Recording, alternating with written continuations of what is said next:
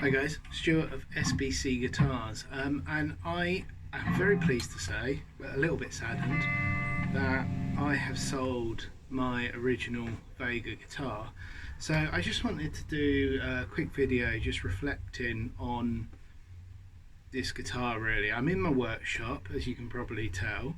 It's not the cleanest environment for doing videos and for polishing up guitars actually, but we make do. It's the biggest workshop I could afford. So I just wanted to talk on this because this guitar is really, for me, a bit of my history. It's the first. It's not the first guitar that felt like a, I've had guitars that felt like a real turning point for me. But this felt like a massive turning point for me. This is my Vega guitar. It's a small bodied, long scale six string, so it's 26.5 inch scale, so it's like a sort of semi baritone type of thing. I built it for a sort of expo show that I did last year, and I also built it in the hope that it would get me into Holy Grail, which it did. So it was a very important guitar to me, and it feels to me like a bit of history. I'm reluctantly selling it, as I do with all of my guitars, because I love having it around. I love playing it. I love showing it off. But that doesn't mean that I can't now use this as an opportunity to build more.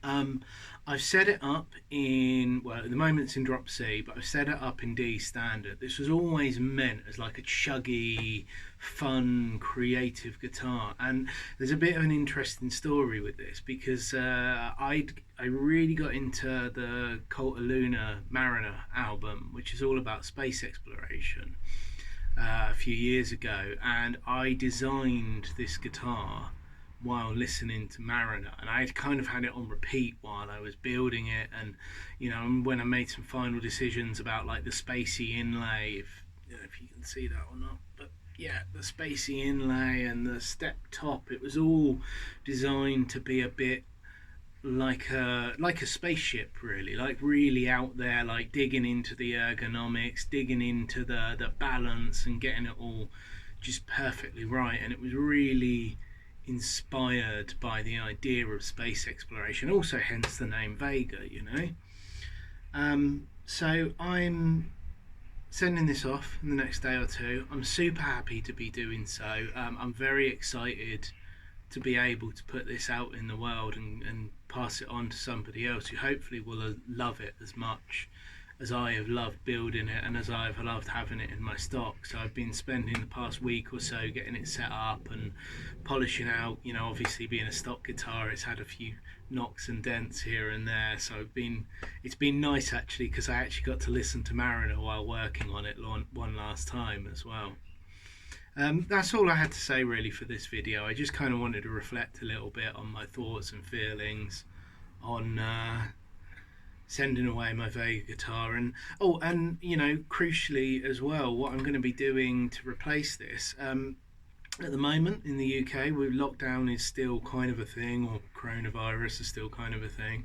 So we're not really doing shows at the moment. So I'm not desperate, but that said, I do want to replace this. I've got a really nice bit of Australian beefwood picked out for the top, because the whole point of this design is it was having like a real dense top wood for this plate, and then you can experiment and have fun with the woods that you use around it, and you still got a really dense top wood for for the strings to vibrate against, basically. So that was kind of the point of that. So I've got this beefwood which is super dense, like it makes wenge seem like sponge. So that's going to be something that's going to come, and I think I'm probably going to do something like a spalted sycamore top wood, so the stepped top bit, and I'll probably keep it simple and go with something like reclaimed Sapele body, like is on this one. But yeah, that's it really. I think I'm excited to send this off, but also a little sad, but but hopefully it makes someone, like I say, as happy as it's made me to have it in my stock and in my collection. And yeah, anyway, I'll shut up. Thank you for watching. I'm Stuart of SBC Guitars. Please do like and subscribe. I don't do a huge amount of video content, but I do a podcast with two other idiots called Guitar Fuzz, and you can find me on Instagram, where you can get loads of guitar porn and wood porn and plenty. Cheers, thanks for watching.